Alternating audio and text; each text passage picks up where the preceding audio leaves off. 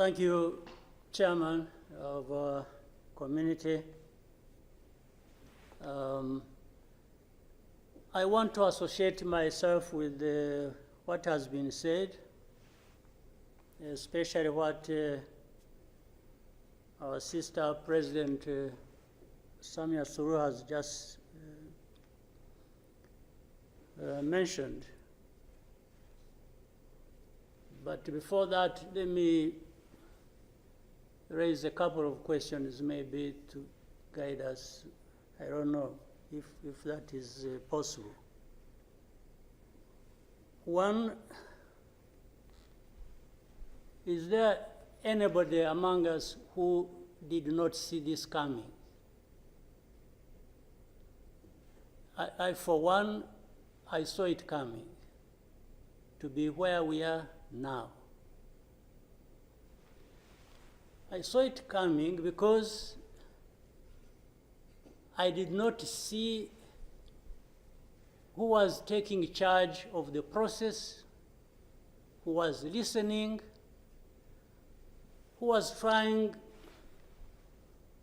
to provide any kind of guidance as to what we should be doing from one thing or one day to another. And by this, I want to also ask,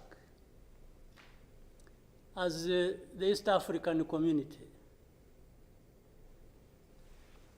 what did we want from the beginning?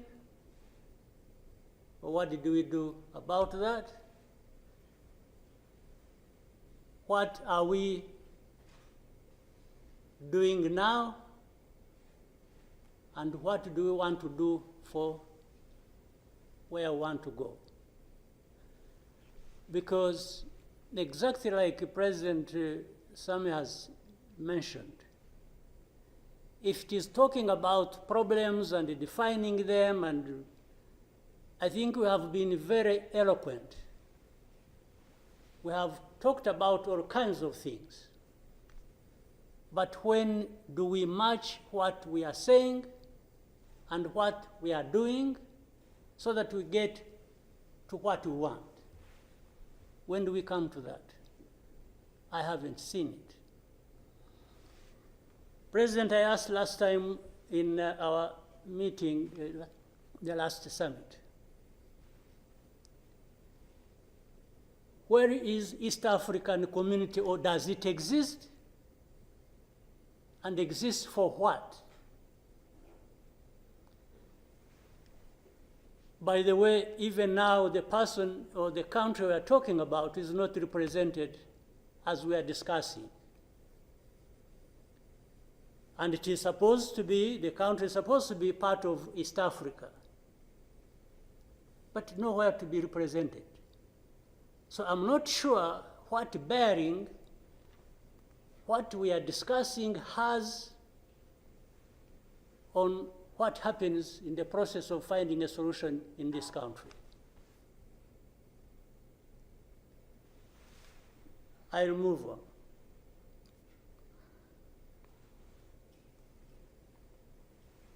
The conflict that was created from the time we had the East African community get involved in trying to help in Congo, and later on when the East African force was trying its best and we are seeing progress, Tshisekedi decided they are not doing what he wanted and went to SADC. SADC agreed they would come and do what he wanted and sent everybody packing. And that we complied and kept quiet. What really did we expect to come out of this? Now, worse still, I think even in East Africa itself, ourselves, maybe we have different understanding of what the problem is, and we have never come together to agree or even disagree and find a way to come together finally to do what we ought to do to deal with this problem. Or we simply decided, each country, to move on its own with a different agenda arising out of involvement or whatever in Congo, and that was enough. If your interests were catered for by Tshisekedi, that was fine, even if the others' interests or concerns were not taken care of. You can imagine, therefore, what chaos comes out of that kind of situation. We are, on one hand, assuming or pretending we are coming together over an issue and trying to find a solution, while at the same time, each country is pulling in its own direction, different from the others. This is the fact of the matter. Now, but even if we were doing everything right, all of us, nothing is going to come out of it until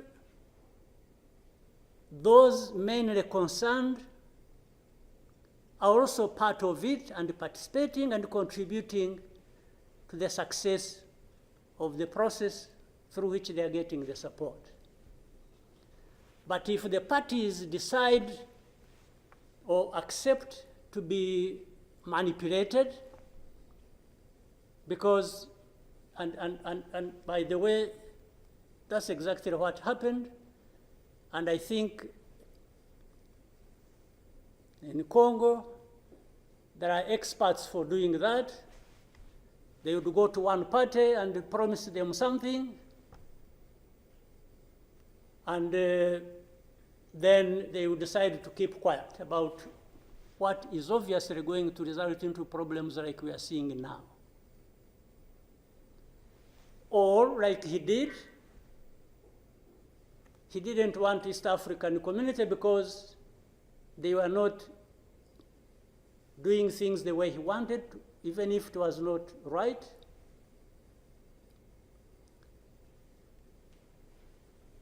He got rid of them and he decided to bring in SADC. SADC was,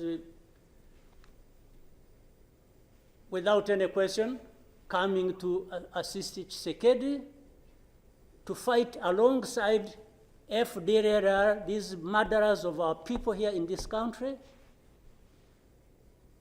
to fight against mercenaries,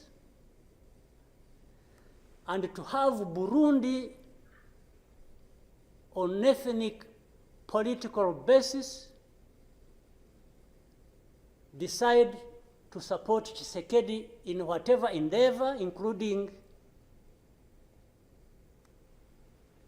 exactly doing what those murderers did to our people and what they are doing in Eastern Congo.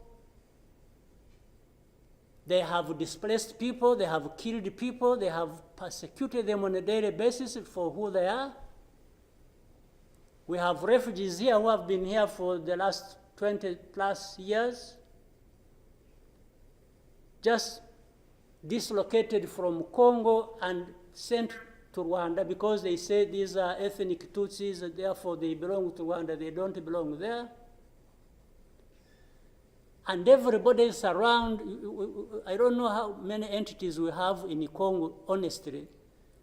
We have MONUSC, we have some DRC, we have mercenaries, we have Burundi, we have FDLR that has joined them, and everybody is there watching this thing, and we pretend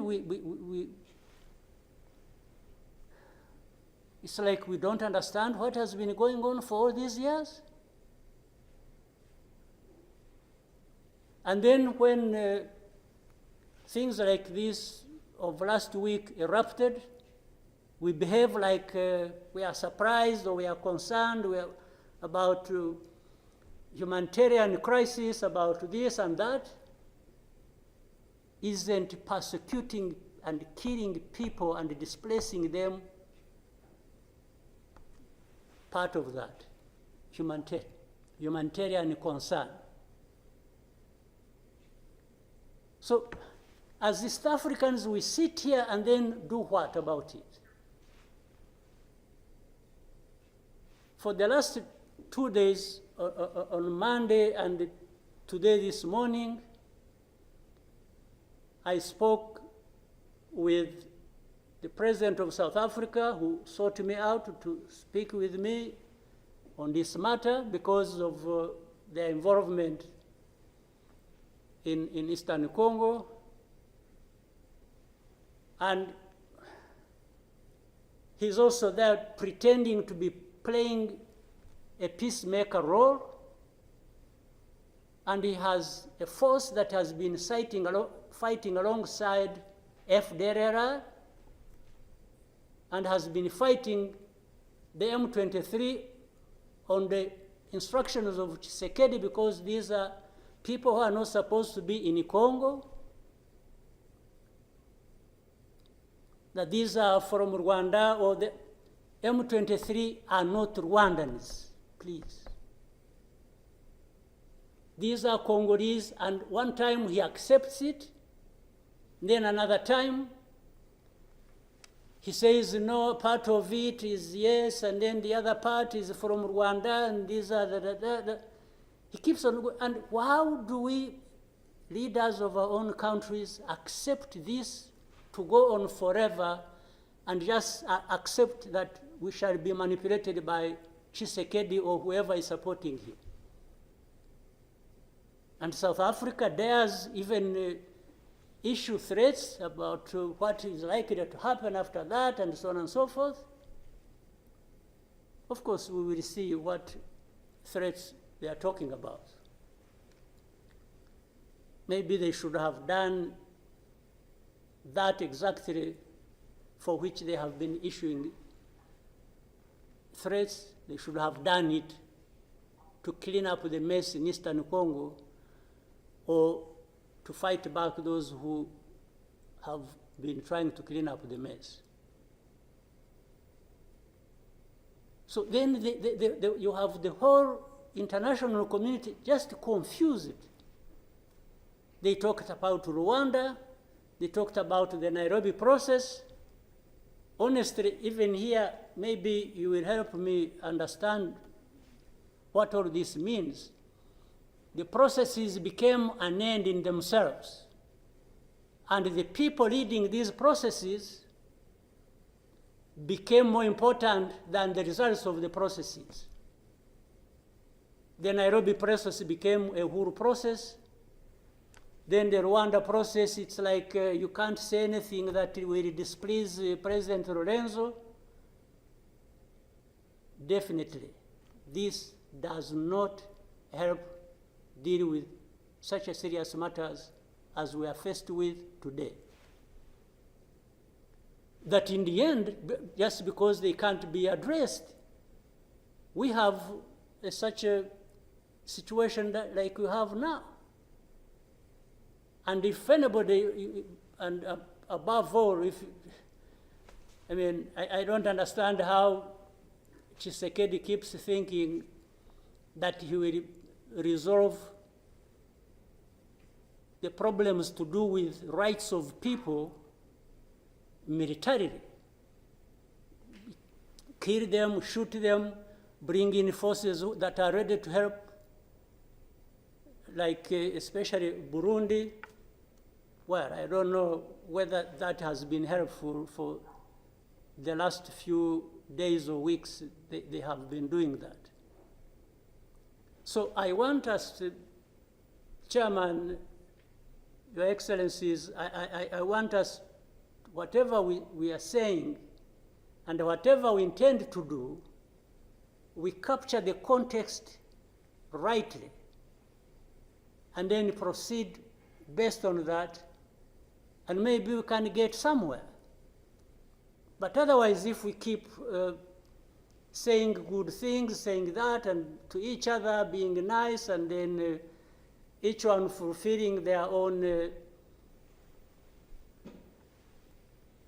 interests other than others' interests, the common interests we have as East Africans, then I don't see how we are going to contribute effectively to finding a solution. But really, to have even had East African community expelled from Eastern Congo and everybody complied and then there was quiet, it's as if it was normal or that is okay. Everything dictated by the country or the person we are trying to help. I didn't understand that. And that's where we are now. That's how we are here, where we are. So let me maybe for now stop here. I would really want to hear advice of others, but I think it's not just a plaything. It's not, it's a serious matter, evidently, because it consumes people's lives. And the other day, 2-3 days ago, we lost people. There was a lot of sharing from Eastern Congo, from Goma, and killed and a dozen people and injured hundreds. We will definitely take care of that. There's no question about it. Thank you, Mr. Chairman.